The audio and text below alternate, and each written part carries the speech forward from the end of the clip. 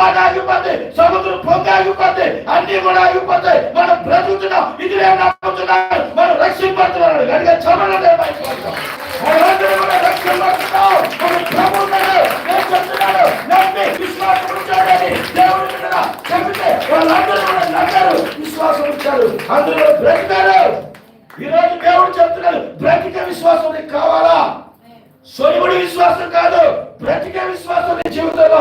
బ్రతికే విశ్వాసం సంపాదించుకో. క్రియలు లేని విశ్వాసం మృతముతో సమానం. క్రియలు ఉండాలా, చెప్పడం కాదు, చెయ్యాలా. నేను అది చేస్తాను, నేను ఇది చేస్తానని నువ్వెంత చెప్పినా ఆ పనులు జరగలేనప్పుడు నువ్వు మోకాలేసి, ప్రభువా నేను పలానా విషయంలో నువ్వు నాకు సహాయము చేయవా, నన్ను ఒక సాక్షిగా నిలబెట్టవా, నీ బిడ్డగా నిలబెట్టవా, ఒక జ్యోతిగా నన్ను వెలిగించవా, నన్ను దీవించవా ప్రభా, నీ జీవితంలో అనడం నేర్చుకో. పౌలు గారి దాకా అలా అడిగినప్పుడు నువ్వే కాదు, నీ కుటుంబంలో ఉన్నటువంటి అందరూ కూడా బాగుపడిపోతారు. చెప్పడం అందరూ కూడా దేవుడు అందరూ దీవిస్తాడు, అందరూ బాగుంటారు, అందరూ సమృద్ధి కలుగుతారు, అందరూ దేవుడి కృప ఉండుగాక. అది విశ్వాసం. దేవుని ప్రియమైన బిడ్డ, ఆ విశ్వాసము కలిగిన ముందుకు సాగు.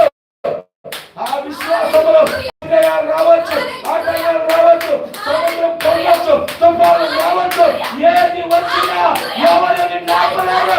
యేసునితో ఉన్నాడు, నజరేయుడైన యేసునితో ఉన్నాడు, ఆయనని నడిపిస్తున్నాడు, నేను బాగుపరుస్తాడు. వ్యతిరేకత చెందిన తప్పుగా నిన్ను నిలబెడతాడు, ఆయన సాక్షిగా వాడుకుంటాడు. కనుక చెప్పగలవా? ప్రియమైన సహోదరి సహోదరుడా, ఈ విశ్వాసము సాధించు, విశ్వాసాన్ని జయించు. దేవుడు నా గొప్ప దేవుడు నన్ను కాపాడని నువ్వు చెప్పు. అలాగ చెప్పుకోవడం నువ్వు ఇష్టపడినట్టయితే దేవుడు తప్పక నీ జీవితాన్ని మారుస్తాడు. దేవుడు తప్పక నీ జీవితాన్ని మారుస్తాడు. విశ్వాసం నీకున్నట్లయితే తప్పక మోకాలి. నాకు విశ్వాసం లేదు అంటే నువ్వు లేచి నిలబడు. విశ్వాసం ఉంది నాకు, నా ప్రభువుని రెండు చేతులు పైకి, ఒకసారి రెండు చేతులు కూడా. మన దేవుడు నమ్మదగిన.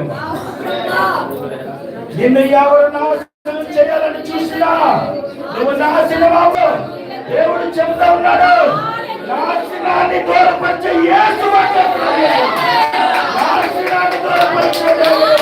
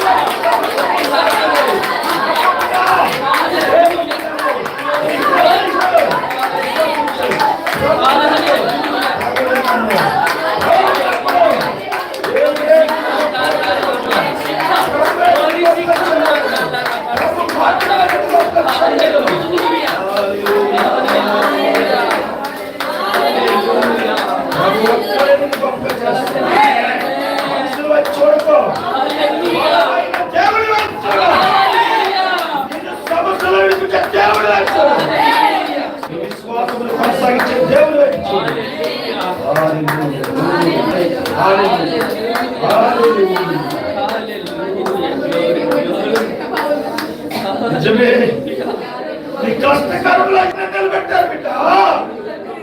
నువ్వు ఏడుస్తున్నప్పుడు ఎవరు ఎత్తుకున్నారమ్మా?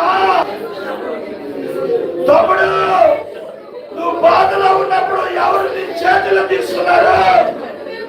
చెల్లి, నువ్వు పరక మీద ఉన్నప్పుడు ఎవరు నీ చేతిలో తీసుకున్నారు?